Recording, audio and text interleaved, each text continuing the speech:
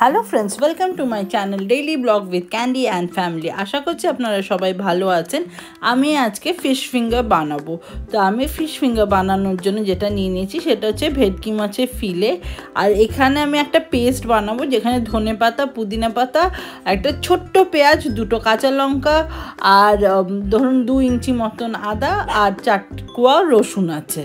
তো আগে আমরা যেটা করব সেটা হচ্ছে লেবুর রস দিয়ে নেব ওই ফিলেগুলোর মধ্যে।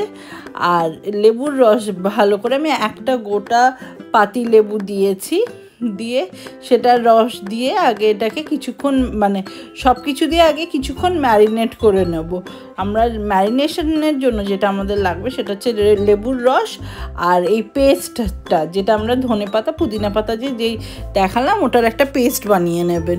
তো সেটার পেস্টটা দিয়ে দেবো। পেস্ট এই দেখুন কি সুন্দর পেস্ট হয়ে গেছে। আমি কিন্তু জল ছাড়াই পেস্ট করেছি, আপনারা তাই করবেন না তো বেশি ওয়াটারি হয়ে গেলে তাহলে এটা ভালো হবে না। তো আমি এখানে 1 চা চামচ নুন নিয়ে নিয়েছি, অল্প মিক্সড হার্বস নিয়ে নিচ্ছি একটু ভালো গন্ধ হওয়ার জন্যে। আর তো এইভাবে আপনারা বাকিটা ম্যারিনেশনটাকে করে নেবেন। এই দেখুন ভালো করে মাছের গায়ে লাগিয়ে দেবেন, ফিলেগুলোর গায়ে লাগিয়ে দেবেন। দেখবেন যাতে সবকটা ফিলের গায়ে একদম প্রপারলি লাগে। আমি এ পিঠ লাগাচ্ছি, তারপর ও পিঠটাও লাগাবো। এই দেখুন আমি যেইভাবে ভালো করে লাগিয়ে নিচ্ছি আপনারাও ঠিক সেভাবে লাগাবেন। আপনারা কিন্তু এই পিঠ লাগানো হলে ও পিঠটাও লাগাবেন, এটা কিন্তু ম্যান্ডেটরি। দেখুন ও পিঠ কিন্তু লাগানো, দেখুন একদিকে লাগিয়েছি, ও উল্টো করলে বোঝা যাচ্ছে যে ও পিঠে কিচ্ছু লাগেনি।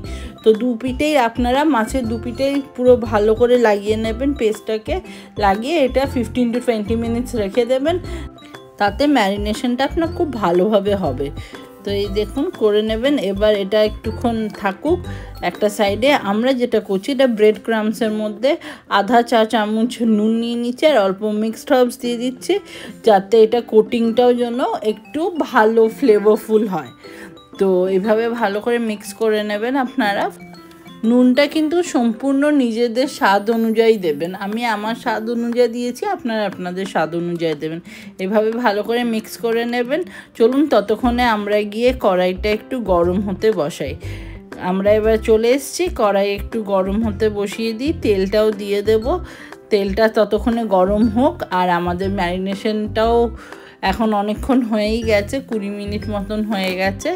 তো আমরা পুরো এটা একটু কি বলুন তো ডিপ ফ্রাই হবে, তো একটু তেল লাগবে। তো পরিমাণ মতন ভালোই করেই তেলটা দেবেন। আমি তো সাদা তেলে ফ্রাই করব, আপনারাও তাই করবেন। আর চলুন এবার একে একে কোটিংটা সেরে ফেলি। এইভাবে এক একটা করে মাছের ফিলে নেবেন, এভাবে ব্রেড ক্রামসের মধ্যে নিয়ে এইভাবে কোট করে নেবেন। দেখুন এবার চারদিক দিয়ে লাগিয়ে দেবেন, ভালো করে সুন্দর করে লাগিয়ে দেবেন। দেখবেন এপিট ওপিট করে লাগিয়ে চেপে চেপে একটু দেবেন, তাতে ওটার মধ্যে স্টিক করে যাবে। তো আমি এইভাবে একে একে সবকটাকে করে নিই। এই দেখুন মশলা যেন ফিলের মধ্যে লেগে থাকে তার উপরে কোটিং করবেন, ঠিক আছে? এই দেখুন ভালো করে করে নেবেন, একদিক দিয়ে চেপে চেপে দেবেন, যাতে যেহেতু মশলাটা আছে তো ওটার মধ্যে ভালো করে স্টিক করে যাবে। তো আমাদের একে একে সবকটা আমরা করে নিয়েছি। চলুন এবার তেলটা আশা করছি গরম হয়ে গেছে, চলুন দেখি। হ্যাঁ, তেল মোটামুটি গরম হয়ে গেছে। তো এবার আমরা একটা একটা করে ফিলেগুলোকে ছেড়ে দিই। চলুন এই দেখুন কি সুন্দর হচ্ছে। আর আঁচটাকে, ফ্লেমটাকে আপনারা যেটা করবেন সেটা মিডিয়াম টু লো ফ্লেমে রাখবেন। তেলটা ভালো করে গরম করে নেবেন, তারপরে মিডিয়াম টু লো ফ্লেমে দিয়ে তারপরে ফ্রাই করবেন। বেশি হাই ফ্লেমে দিয়ে করার চেষ্টা করবেন না, যেহেতু মাছ তো আর পাতলা, আর তাই এটা পুড়ে যেতে পারে। তো আমি তো ভেটকি মাছ দিয়ে করেছি, আপনারা আপনাদের পছন্দ মতন মাছ দিয়ে করতে পারেন। এই ফিশ ফিঙ্গারটা আপনারা বাসা দিয়েও করতে পারেন, আর অনেক সময় রুই দিয়েও করা যায়, বাট কাটা বার করে করবেন।